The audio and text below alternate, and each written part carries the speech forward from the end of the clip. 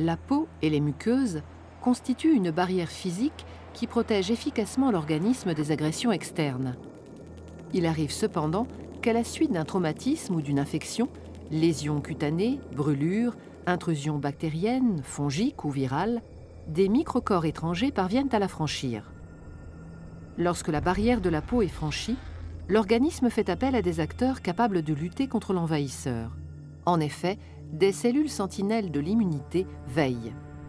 Circulant dans le sang ou la lymphe, ou résidant dans les tissus, les globules blancs qu'on appelle leucocytes sont capables de détecter les corps étrangers. Les premières cellules immunitaires à entrer en action sont les mastocytes, les cellules dendritiques et les macrophages. Ces cellules possèdent à leur surface membranaire des récepteurs capables de reconnaître le type d'agresseur par ce qu'on appelle des motifs antigéniques. Cette identification va initier la réaction inflammatoire.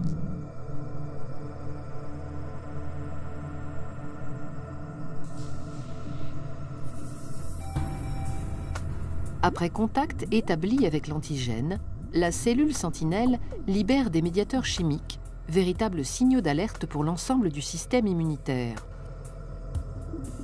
Certains de ces médiateurs chimiques, tels que l'histamine sécrétée par les mastocytes, augmentent la vasodilatation et la perméabilité des vaisseaux à proximité de la zone lésée. Cela permet le passage de cellules douées d'un pouvoir phagocytaire du milieu sanguin vers les tissus. Le franchissement de la paroi du vaisseau s'appelle la diapédèse. Rougeur, gonflement, chaleur sont des signes cliniques caractéristiques de la réaction inflammatoire.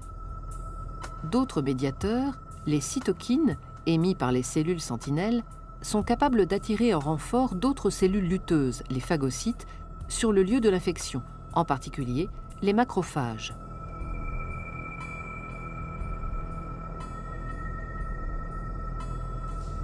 Leur pouvoir phagocytaire leur permet de neutraliser activement le micro-organisme étranger et ainsi d'endiguer sa prolifération.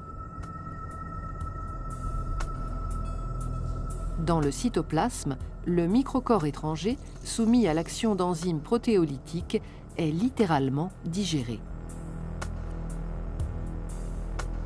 La plupart des résidus issus de cette digestion sont rejetés.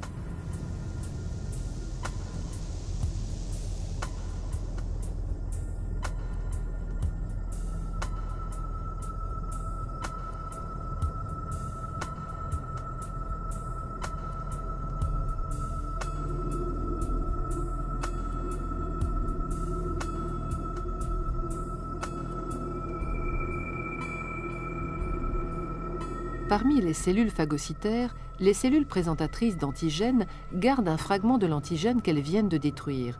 Elles l'exposent à la surface de leur membrane plasmique.